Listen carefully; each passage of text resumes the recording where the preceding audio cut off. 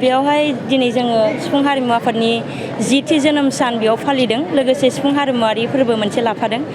बेयाव आं खिन्थानो लुबैयो जोंहा सिफुं हारिमु आफादा 2014 मायथाइनिफ्राय बेयाव हारिमु आफाद हिसाबै खामानि मावबोबाय थादों। बेयावहाय जोबोर खाफाल गोनां माने जोङो खाबु मोनदोंमोन बेयाव दामजेननो थाखायनो।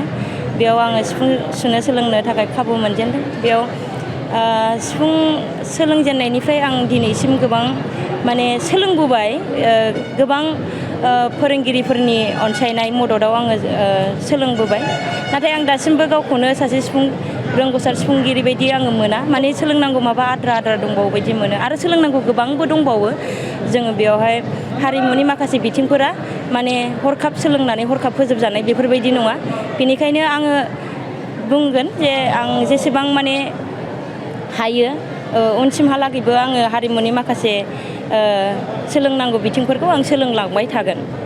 नोंथाङा मा उननि लाइमोनफोरखौ मा खावलायनो सानो जिहेतु नोंथाङा बेबायदि खामानि मावनो हादों जिहेतु नोंथांनि साबसिन खामानि मावनो मा मेसेज होनो? आं इयुननि लाइमोनफोरनि थाखाय बेखौनो खावलायनो सानो माने आथिखालाव नोंथाङा जेराव गोसो दङ जा खामानिखौ मावनो गोसो दङ बा जेराव नोङो गोसो जादों बे खामानिखौ नोङो माव। बेयावहाय नोंहा जौगानाय थागोन। हारिमुनि बिथिङाव जुदि नोंहा गोसो दङ हारिमुनि बिथिंजों नोंबो खामानि मावनो ओंखारबो बा गोसो गुदुं जानानै नोंबो बाहागो ला। बेयावबो जोंहा गोबां सोलोंनांगौ दङ आरो जोंनि हारिमुखौ जों सोलोङाब्ला सोर सोलोंनो ना?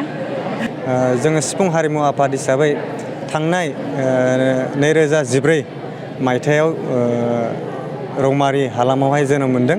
दा बिनिफ्रायनो जेब्लानिफ्राय जोनोम मोनदों बै समनिफ्रायनो जोङो सिफुं हारिमु आफाद हिसाबै बेखौनो थांखि लादों जे हारियाव मोनसे रावफ्रा जुदि थांनानै थाथारनांगौब्ला रावफ्रा आरो रावजों लोगोसे गाननाय जोमनाय दानाय देनाय गासिबो बिथिङावनो जुदि थांनानै थाथारनांगौब्ला बैफोरजोंसो जुदि हारिया गोख्रों जायोब्ला बे हिसाबैनो जों बेफोरखौ सानहरनानै सिफुं हारिमु आफादा बेखौनो थांखि लादों जे हारिमु आफादखौ दाब्लाय जेब्ला बेखौ गोजौ फारसे लांनांगौआ सिफुं हारिमु आफादनिबो दायथ' थाबाय, बिबान थाबाय। दा बेखौ लानानैनो जोङो गुबुन गुबुन जायगायाव फोरोंथाइ हैनाय हाबाफारि बेफोर हाबाफारिफोरखौ जोङो लाबोबाय थादों। बिनि गेजेरजोंनो जोङो दा आमथेखा, कारिगाव, बेंटल, बेरांगाव आरोबाव जोंहा रौमारि दाब दाब जायगायावहाय जोङो फोरोंथाइ होनायजों लोगोसे जोङो दालाइ आफादफोरखौ जोङो फोरोंथाइ होनायनि गेजेरजों दालाइ आफाद बानायनानै लानो हाबाय। दा बेजों लोगोसेनो जोंनि सिफुं हारिमु आफादनि मावनाय जानाखि हाबाफारिफोर दा बे एसे गोरलै जादों। मानो होनोबा जोङो सिफुं हारिमु आफाद हिसाबै गुबुन गुबुन जायगायावबो जेराव सोलोंथाइनि फोरोंगिरिनि आंखाल बैफोरबायदि जायगायाव जोङो सिफुं हारिमु आफाद हिसाबै जोङो थांनानै फोरोंथाइ होनाय हाबाफारिखौ मावहैनो मोननानैबो जोङो गोजोननाय मोनदों। आरो फैबाय थानाय समाव जोङो सिफुं हारिमु आफाद हिसाबै जे जायगायाव हारिमुनि आंखाल फोरोंथाइनि आंखाल बैफोरबायदि जायगाफ्राव थांनानै जोङो सिफुं हारिमु आफादा थांनानै निस्सय हेफाजाब हैगोन। दा 10 बोसोर जानाय समाव दिनै 10 बोसोरारि गायसनथाइ सान फालिथाय लोगोसे सिफुं हारिमुआरि फोरबो फालिथाय। दा बे फोरबो फालिथायनि गुबै थांखियानो बेनो जोङो सोलोंथाइ लानांगौ आरो फोरोंनांगौ आरो जोङो जोंनि रोंगौथिफोरखौ दिन्थिफुंलायनांगौ। दा बेनिखायनो बे साननैनि हाबाफारिजों जोङो लोगो हमलायनाय हाबाफारि आरो जोंनि बर'नि मोसामु दामजु बेनि सायाव जोङो बादायलायनाय हाबाफारि बेफोरबायदि हाबाफारिफोरखौ लादों जाहाथे बिनि गेजेरजों माखासे गोहो बोलो मोनो आरो बे गोहो बोलोजों फैबाय थानाय समाव बिथांमोनाबो गावसिनिफ्राय आरो फैबाय थानाय समनि थाखाय इयुन जेनेरेसन सोरजिलांनो हायो। दा बैफोरबायदिखौ नाहरनानै जों बे हाबाफारिखौ लानाय जादों। बेसेबांसो सोलिदों दासिमाव नोंथांमोननियाव?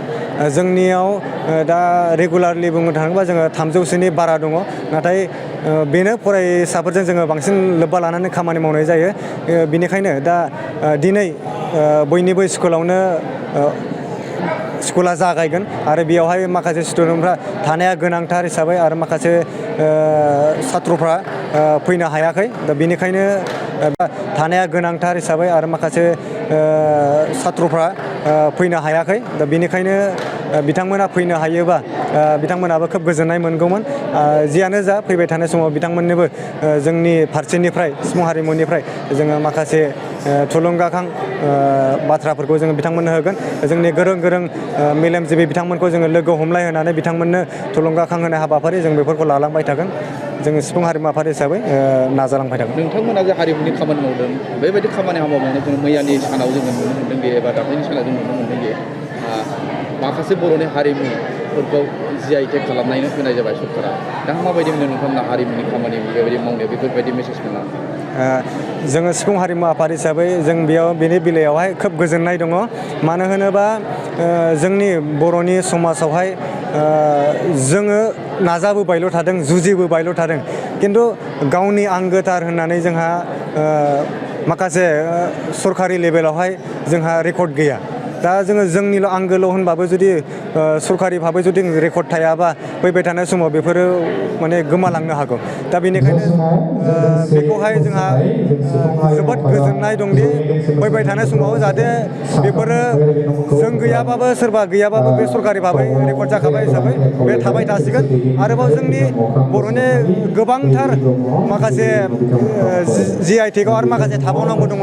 दा बेफोरबो फैबाय थानाय समाव लासै लासै जालांगोन बेखौबो आसा खालामदों। आरो जायफोर बिथांमोना बिनि थाखाय गोख्रों जुजिबाय थादों बिथांमोननिसिम आङो सिफुं हारिमु आफादनि जानानै रोजा रोजा साबायखर बावहरदों।